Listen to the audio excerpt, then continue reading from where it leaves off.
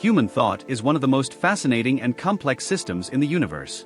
Every decision, belief, and reaction we have is the product of millions of years of evolution, culture, and personal experience. But how exactly do we think? Why do we make the choices we do, fall into predictable mental traps, or cling to beliefs even when the evidence says otherwise? Today, we're diving deep into the psychology of human thought to uncover why we think like this. Let's start with a fundamental question: what is thinking? At its core, thinking is the brain's process of interpreting, analyzing, and responding to information. It's how we make sense of the world. Every sensation, every word we read or sound we hear, goes through a vast neural network that filters and shapes it. But our thinking is not purely logical, it's emotional, biased, and influenced by countless unseen factors. The two systems of thought. Psychologists often describe human thinking using what's known as dual process theory. It proposes that we have two main modes of thought. System 1 is fast, automatic, and emotional. It's the part of your mind that helps you slam on the brakes when a car suddenly stops in front of you. It's instinctive, evolved for survival. System 2 is slow, deliberate, and logical. It's what you use when solving a math problem, planning your future, or trying to reason through a complex decision. Both systems work together, but here's the twist: most of our daily life is run by System 1, the automatic brain. It makes thousands of micro-decisions every day, from who we trust to what we buy. System 2 only steps in when something doesn't make sense or when we deliberately engage it. This setup made sense in our evolutionary past. Fast thinking kept our ancestors alive, it helped them recognize threats and act without hesitation. But in the modern world, that same fast, emotional brain often misfires. We see danger where there is none, assume patterns where there are only coincidences, and make snap judgments that feel right but aren't rational. Cognitive biases, the hidden errors in our thinking.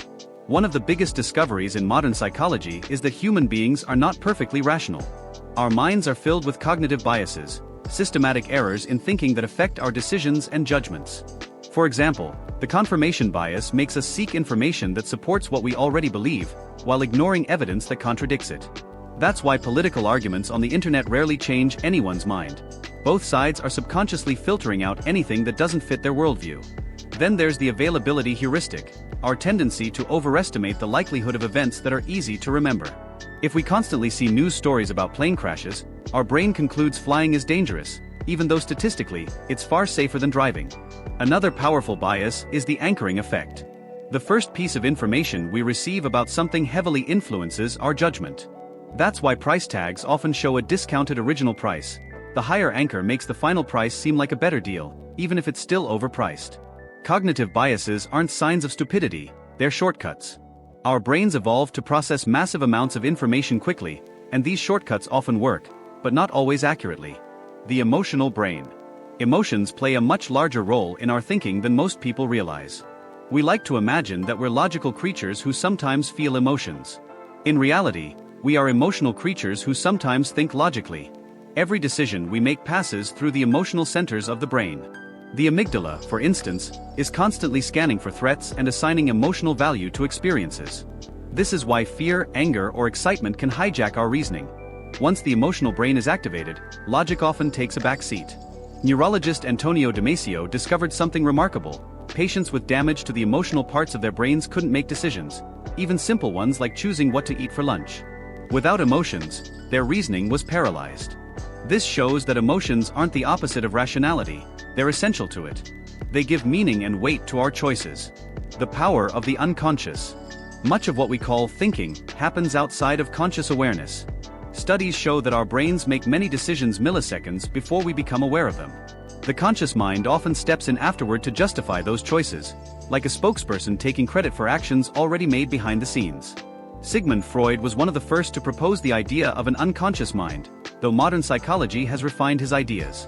We now know that unconscious processes guide our habits, preferences, and even moral judgments.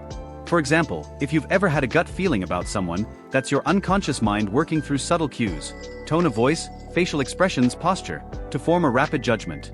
Sometimes it's right, sometimes it's wrong, but it shows how much thinking happens beneath the surface. Thinking and culture. Our thoughts don't form in a vacuum. They're shaped by the culture we grow up in. Culture provides the mental frameworks, the values, language, and norms that influence how we perceive the world. In Western societies, people tend to think more analytically, focusing on objects and categories. In many Eastern cultures, thinking is more holistic, emphasizing context and relationships. For example, when shown an image of a fish tank, Western participants might describe the biggest fish first, its color, size, and movement, while East Asian participants are more likely to mention the background, the plants, and the relationship between the fish. Neither approach is wrong. They're simply different cognitive styles shaped by cultural experience. Culture even shapes how we interpret emotions. In some societies, expressing anger or sadness is seen as healthy and honest. In others, it's seen as disruptive or disrespectful. Our brains literally wire themselves around these social expectations. Memory and the illusion of truth. Memory feels like a recording, a reliable archive of our past. But psychology tells a different story. Memory is reconstruction, not reproduction. Every time we recall a memory, we subtly alter it, influenced by our current emotions and beliefs. This is why eyewitness testimony, though powerful, is often unreliable. Two people can witness the same event and recall completely different details, each shaped by their expectations and focus at the time. There's also the illusion of truth effect. When we hear something repeatedly, we start to believe it's true, even if it's false. Familiarity creates a sense of credibility. This is why misinformation spreads so easily online. Repetition feels like reality. Our brains evolved to trust repetition because in the ancestral environment, repeated information was often reliable. If everyone in your tribe said a certain berry was poisonous, it probably was. In the digital age, that ancient wiring can lead us astray.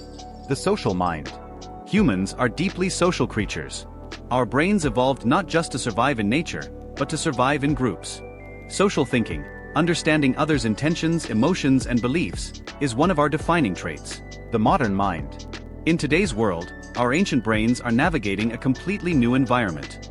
We're bombarded with information, surrounded by technology, and exposed to social dynamics that our ancestors could never have imagined. This overload of stimuli can lead to stress, anxiety, and decision fatigue.